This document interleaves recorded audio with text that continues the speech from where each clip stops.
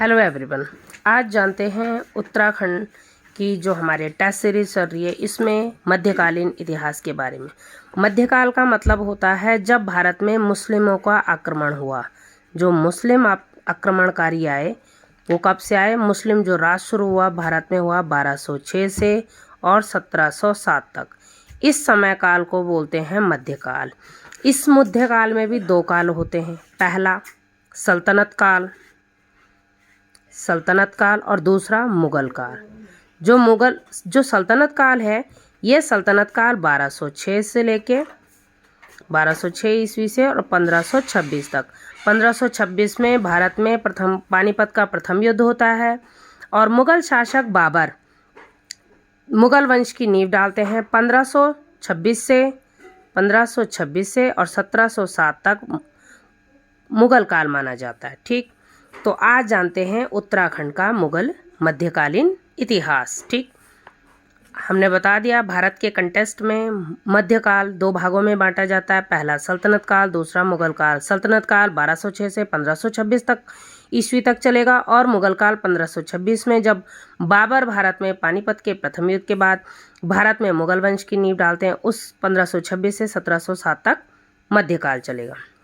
First question है, देखिए उत्तराखंड में उस समय जो पहला राजवंश है वो कौन सा है? वो है कत्यूरी राजवंश। कत्यूरी राजवंश की स्थापना किसने की? इनका नाम है वासुदेव और इनका कहीं पर नाम वसंतन भी मिलता है। वसंतन, कुछ किताबों में वसंतन है, कुछ में वासुदेव है, कुछ में बसंतदेव है। अलग अलग किताबों में अलग अलग नाम है, लेकिन ये प्रवक्ता 2009 में पूछा गया तो इसे स्टार मार्क कीजिए। ठीक, महत्वपूर्ण है क्योंकि ये उत्तराखंड का जो कत्यूरी राजवंश है ये उत्तराखंड का क्या है? प्रथम राजवंश है जो ऐतिहासिक है। ऐतिहासिक। इससे पिछली वाली वीडियो में हमने पढ़ा था कि जो कुड़िंद है वो उत्तराखंड का राजनीतिक इतिहास है, यानी कि राजनीतिक प्रथम वंश है। और हमने पढ़ा कि अभी जो कत्यूरी या कार्तिकेयपुर साम्राज्य है ये उत्तराखंड का प्रथम ऐतिहासिक वंश है। तो राजनीतिक और ऐतिहासिक में क्या फ़र्क होता है? राजनीतिक और ऐतिहासिक में फ़र्क ये होता है कि जो राजनीतिक है इसका मतलब वो यहाँ पर उनकी सीमा यहाँ तक विस्तार थी, लेकिन ऐतिहासिक का मतलब है कि अब इनके प्रमाण मिलेंगे, इनके अभिलेख मिलेंगे, इनकी मुद्राएं मिलेंगी। जबकि मुद्राएं कुड़िंदों की भी मिली हैं लेकिन उनका कोई अभिलेख प्राप्त नहीं हुआ है, उनका कोई साहित्य प्राप्त नहीं हुआ है।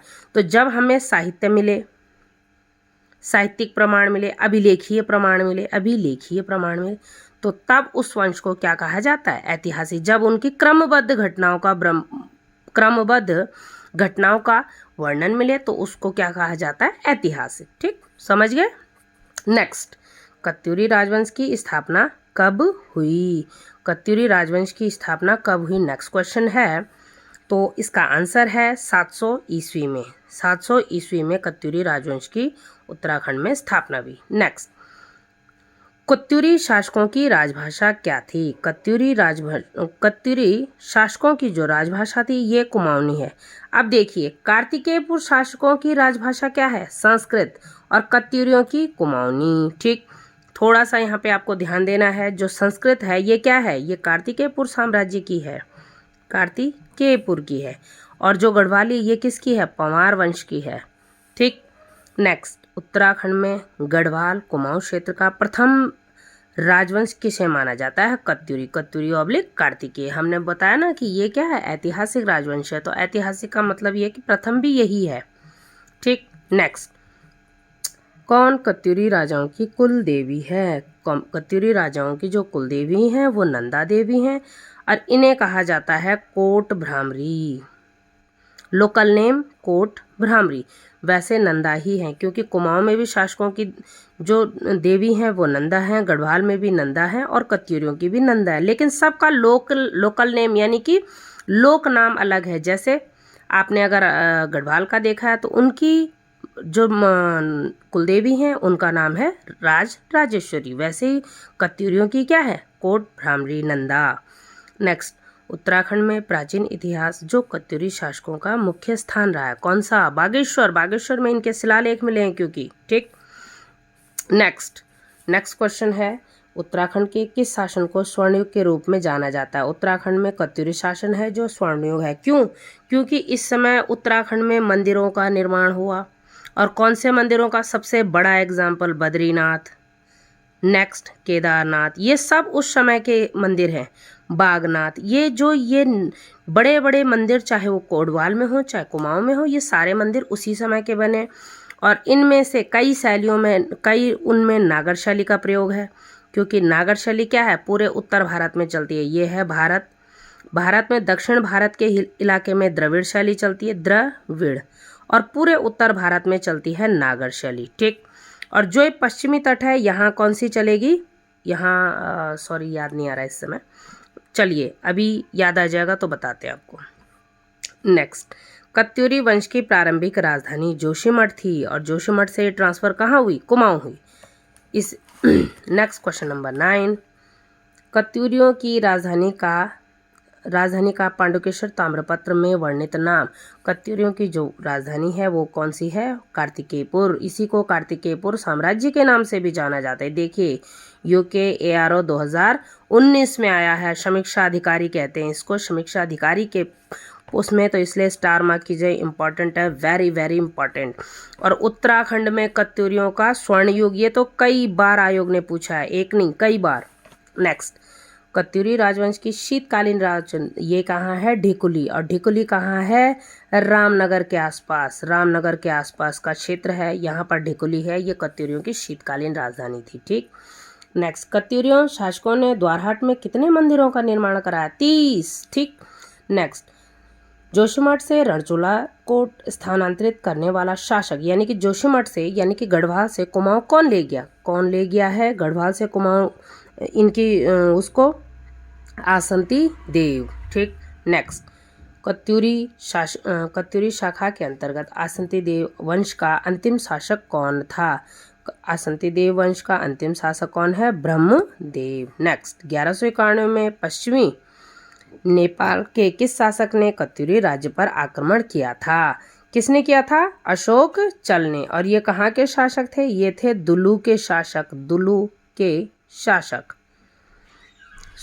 ठीक। और इसका प्रमाण कहाँ है? इसका प्रमाण है गोपेश्वर में। गोपेश्वर जो मंदिर, गोपेश्वर में गोपीनाथ का जो मंदिर है, गोपीनाथ जी का मंदिर है, वहाँ पर जो त्रिशूल स्तंभ है, त्रिशूल है, उसमें ये लेख लिखा है। वहीं पर त्रिशूल के पास एक लेख गड़ा है जिसमें ये प्रमाण मिलता है। ठीक।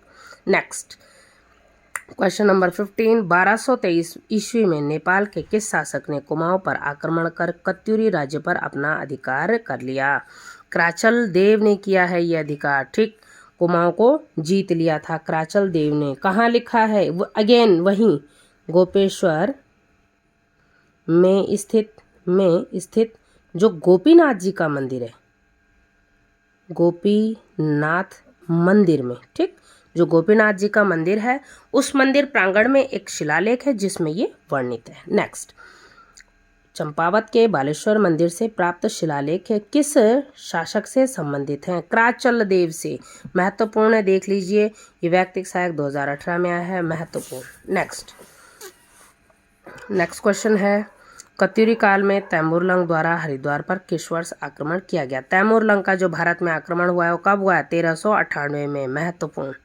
नेक्स्ट, और इसी आक्रमण को विफल किया था किन्होंने? जिया रानी ने।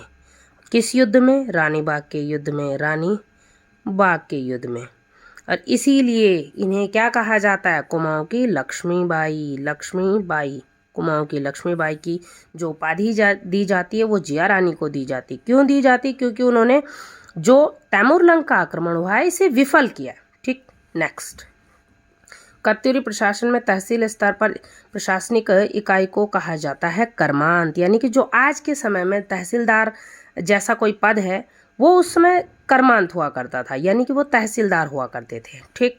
नेक्स्ट, कत्यूरी वंश के मुख्य राजमिस्त्री को क्या कहा जाता है? कारिका। बहुत बार पूछा गया है, याद रखिएगा, महत्वपूर्ण। जिन क्वेश्चंस को हम स्टार मार्क कर रहे हैं आपको ध्यान देना है, बार बार रिवीजन करना है, स्पेशली प्रीवियस ईयर पेपर और स्टार मार्क क्वेश्चन, इनको बहुत आपको ध्यान देना है। ठीक।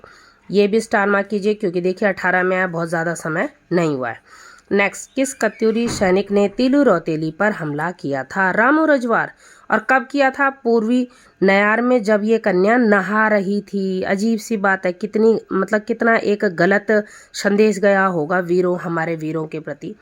अगर इन्हें इस कन्या से युद्ध ही करना था, अगर इन्हें इसे हराना था तो अपने शौर्य से हराते, पर नहीं, छल से हराया। और क्योंकि छल से हराया तो वही इनमें आत्मग्लानि हुई और इसीलिए इन्होंने बाद में स्वयं भी अपनी फांसी लगाकर हत्या कर ली। नेक्स्ट, कत्यूरी शासकों की मुख्य शाखाएं थी, कौन सी थी? डोटी केमल, अस्कोट के रजवार और आसंती देव, तीनों इनकी शाखाएं हैं। क्योंकि बाद में कत्यूरी राजवंश छिन्न भिन्न हो जाएगा, छोटी छोटी शाखाओं में चला जाएगा। और डोटी ये कहाँ है? अरे ये नेपाल है, नेपाल में पड़ता है डोटी। आपको पता होगा, आप लोग आज भी नेपाली जब आते हैं तो बोलते हैं ना उनको डोट्याल।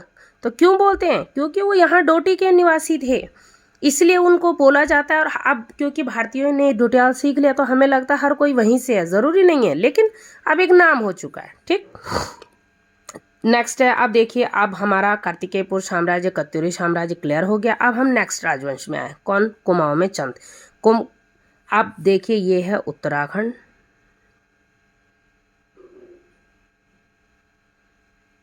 सॉरी थोड़ा टेढ़ा बन गया, चलेगा। ये आ गया। अब कुमाऊं में आएंगे चंद और गढ़वाल में आएंगे पवार। ठीक, चंद वंश की वंशावली के अनुसार इनका संस्थापक कौन था? चंद वंशावली के अनुसार सोमचंद है। देखिए, वंशावली का मतलब क्या है, क्यों ये क्वेश्चन आया है? ये इसलिए आया है क्योंकि जो चंद वंशावली है वो जो अल्मोड़ा से मिली है या जहाँ से भी मतलब इनमें प्राप्त हुआ है वो, लेकिन ये क्या थे? ये मांडलिक राजा थे, ये अपने आप में पूर्ण स्वतंत्र राजा नहीं थे। इसीलिए ज़्यादातर थोहरचंद को पहला राजा माना जाता है, लेकिन वो बात की बात है, वो एक पराक्रमी राजा थे ये। लेकिन फिर भी कहीं ना कहीं तो हर व्यक्ति का मूल रहता ही है, तो इनका मूल कहाँ है? सोमचंद के साथ। सोमचंद कहाँ के हैं? सोमचंद झूसी, इलाहाबाद के, इलाहाबाद के पास इनका, इलाहाबाद के निवासी थे और ये चंदों के कुमाऊं में संस्थापक थे। नेक्स्ट, राजा सोमचंद किस साम्राज्य से संबंधित थे? सोमचंद थे चंद साम्राज्य से संबंधित। आ गया ना क्वेश्चन 2019, देखिए वही बात। नेक्स्ट, किस चंद शासक को मौलिक पुरुष का मतलब है मूल।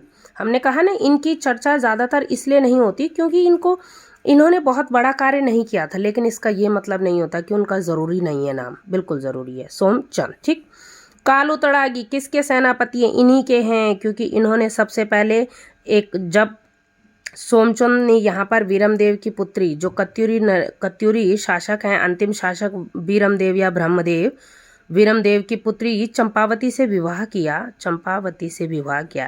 तो इन्हें यौतुक के रूप में, यौतुक किसे बोलते हैं? यौतुक बोलते हैं जैसे आज के समय में दहेज को। ठीक, दहेज के रूप में इन्होंने क्या लिया? दहेज के रूप में इनको मिला राजबूंगा का किला। राजबूंगा किला मतलब जगह मिली, और यौतुक के रूप में जगह मिली, वहाँ पर इन्होंने एक किला बनाया जो राजबूंगा का किला आज भी चंपावत में स्थित है। इसी राजबूंगा किले के लिए इन्होंने 4 किलेदार नियुक्त किए थे, उनमें से एक थे कालू तड़ागी, जो महत्वपूर्ण है, बाद में इनके सेनापति भी बनेंगे, इनके साम्राज्य विस्तार में इनका साथ देंगे। नेक्स्ट, सोमचंद के आगमन के समय कुमाऊं में किस नरेश का आधिपत्य था? ब्रह्मदेव या इन्हीं को कहीं पर वीरमदेव भी बोला गया। अगर वीरमदेव भी आंसर आता है तो कोई गलत नहीं लिखा है। ठीक, ध्यान से। नेक्स्ट, किस चंद शासक ने पक्षी आखेट कला पर सैनिक शास्त्र की रचना की? ये किसने की थी? रूपचंद के समय हुई है। रूपचंद एक राजा हुए हैं और इन्होंने पक्षी आखेट कला का सैनिक शास्त्र लिखा है। ये महत्वपूर्ण है क्योंकि यूकेएसएससी से पूछ चुका है, स्टार मार्क कीजिए। ठीक, नेक्स्ट क्वेश्चन, निम्न में से किस चंद शासक को स्यालू बिरालू कहा जाता था? स्यालू बिरालू किसे कहा गया है? लक्ष्मी चंद को। क्यों कहा जाता है? क्योंकि बार बार यह युद्ध हारते थे और युद्ध हारने के बाद ये छुप जाते थे अपने किलों में, इसलिए। मुगल सम्राट मोहम्मद शाह रंगीला से भेंट करने वाला पहला चंद शासक कल्याण चंद। नेक्स्ट, किस चंद शासक के शासनकाल में कुमाऊं पर रोहिल्ला आक्रमण हुआ? इसी चंद कल्याण चंद के समय। कुमाऊं का कुंभकर्ण यानी चंदों का कुंभकर्ण कल्याण चंद, ये बहुत ही निकम्मा व्यक्ति था। कुंभकर्ण का मतलब समझ ही सकते हो, सोने वाला। ठीक। कल्याण चंद्रोदयम की रचना किसने की? कवि शिव ने। कवि शिव ने इनकी आत्मकथा लिखी, इनके बारे में लिखा है। ठीक। अल्मोड़ा के पूर्व में खलमणा किले का निर्माण किसने किया? भीष्मचंद ने, क्योंकि चंपावत पे बार बार भीष्मचंद पर बार बार कुमाऊं से आक्रमण होता था, चंपावत से, डोटी से, इसलिए उन्होंने खगमरा किले का निर्माण किया। क्योंकि देखिए ये है उत्तराखंड का मैप। ठीक। अब देखिए चंपावत इस कोने में है और अल्मोड़ा यहाँ पर है, तो इसीलिए कि ताकि